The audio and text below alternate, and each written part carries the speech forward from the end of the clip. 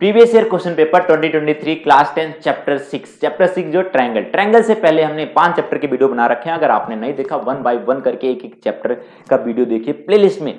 सबसे पहले आप एंट्री लीजिए और वहां पर हर एक चैप्टर के डिटेल कॉन्सेप्ट के साथ सिंपल तरीके से आपको बहुत अच्छे से समझाया गया है। तो चलते हैं आज के क्वेश्चन की तरफ। Hello everyone, welcome to Challenger Classes. अगर चैनल पे नए हैं तो चैनल को सब्सक्राइब करना ना भूलें। क्वेश्चन जो दिया गया ये भी एनसीईआरटी का क्वेश्चन है। D is a point on the side BC of a triangle ABC. ये बोल रहे हैं कि एबीसी एक ट्रायंगल है, एबीसी एक ट्रायंगल है, ए बी और सी ये ट्रायंगल दिया जो है।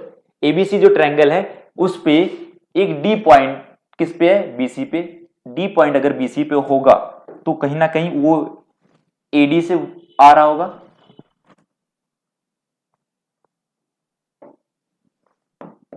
ये डी पॉइंट हो गया और आगे बोल रहे हैं कि ये वाला एंगल और ये पूरा एंगल इक्वल दिया हुआ। जो गिवन में दिया हुआ, गिवन में क्या दिया हुआ, गिवन में कि एंगल एडीसी इक्वल दिया हुआ किसके, एंगल बीएसी के। और तब हमें ये बोलना है कि टू प्रूव करके दिखाइए, हमें प्रूव करके दिखाइए कि C A square equal to C B into C D, C B into C D आए। चलो कोई बात नहीं, इसको हम फटाफट करते हैं। कोई ज्यादा टफ क्वेश्चन नहीं है, बहुत आसान क्वेश्चन है। क्वेश्चन तो सारे आसान होते हैं, बस आप अगर उस क्वेश्चन को सही कॉन्सेप्ट पकड़ पाए। अब इसको करने के लिए हमें दो ट्रायंगल को सिमिलर करना है। अब सिमिलर करने के लिए एक तो एबीसी ट्रायंगल हो गया, वो कैसे पता चला, अब जो प्रूफ दिया गया है उनसे ढूंढेंगे। सी ए इंटू सी ए और इक्वल टू क्या हो जाएगा, C B into C D. अब देखो ये जो बीसी साइड आ रहा है वो बड़े वाले ट्रायंगल में आ रहा है और सीडी साइड जो आ रहा है छोटे, मतलब ये बड़े वाले का इसका कॉरेस्पॉन्डिंग इसके साथ होगा कहीं ना कहीं, ऐसे कुछ करके।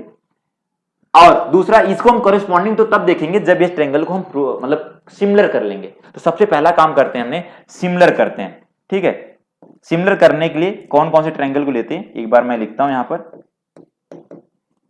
इन triangle A B C and triangle A D C. ठीक है, अगर इन ट्रायंगल को बना लिया जाए दो, जिससे आपको आसानी हो जाए, ए बी सी है ये वाला और ये ट्रायंगल ये है जिसका नाम डालेंगे एडीसी, ये वाला है। अब यहां से क्या क्या चीजें गिवन है बहुत ध्यान से हमने कुछ करिएगा आप, फिर इसके बाद हम आपको लॉजिक पे चलेंगे। हम लॉजिक तो सारा ही चल रहा है। क्या चीज गिवन है, पहले तो हमें दिया हुआ है एंगल, ये वाला एंगल इसके बराबर है, तो एंगल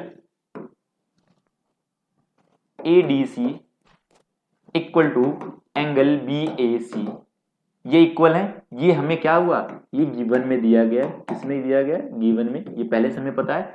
ठीक है, और दूसरा देखो इस ट्रायंगल के अंदर जिस ट्रायंगल को हम कॉन्ग्रुएंट कर रहे हैं, सिमिलर कर रहे हैं, उस ट्रायंगल के अंदर सी वाला सी के क्या है, कॉमन है, इक्वल है, तो सी इक्वल टू सी हो जाएगा। ये दोनों में क्या आ जाएगा, कॉमन है तो इक्वल ही होगा आपका। ठीक है, अब जैसे ही ये दो ट्रायंगल के दो एंगल इक्वल हो जाते हैं तो हम उन दोनों ट्रायंगल को क्या बोलते हैं, ये दोनों ट्रायंगल क्या है, सिमिलर हो गए। बोल सकते हैं एबीसी सिमिलर हो गया, ट्रायंगल किसके हो जाएगा, एडीसी के। और इसके अगर सिमिलर बन गया और कौन से क्राइटेरिया बन गया, ये बाई एंगल या एंगल क्राइटेरिया बोल दीजिए। अब जैसे सिमिलर बने तो बहुत ध्यान सुनना, ये एंगल इसके बराबर था तो ए वाले एंगल के सामने बीसी साइड है, क्या है, बीसी साइड है, और इस वाले एंगल की साइड क्या है, एसी साइड है।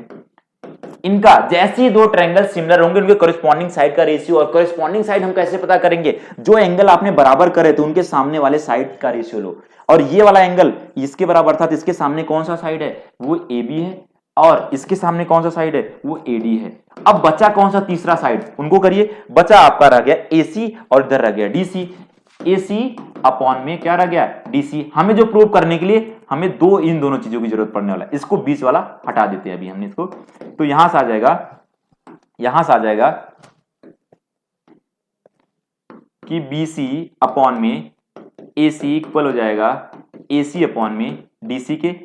इसका मल्टीप्लाई करते हैं तो AC का 2 बार मल्टीप्लाई करो तो इसका स्क्वायर हो जाएगा, और इसका मल्टीप्लाई करोगे तो BC इंटू क्या हो जाएगा, CD हो जाएगा। तो यही तो हमें प्रूव करके लाना था, यही प्रूव करके लाना था। आपको कॉन्सेप्ट बहुत अच्छे से समझ में आया होगा और बहुत अच्छे से क्लियर भी होगा, क्योंकि आप ही लोग हमारे चैंपियन हैं। और अगर अच्छे से कॉन्सेप्ट समझ में आया तो एक कमेंट करना ना भूले और दोस्तों को शेयर करना भी ना भूले। आज के लिए इतना ही, धन्यवाद।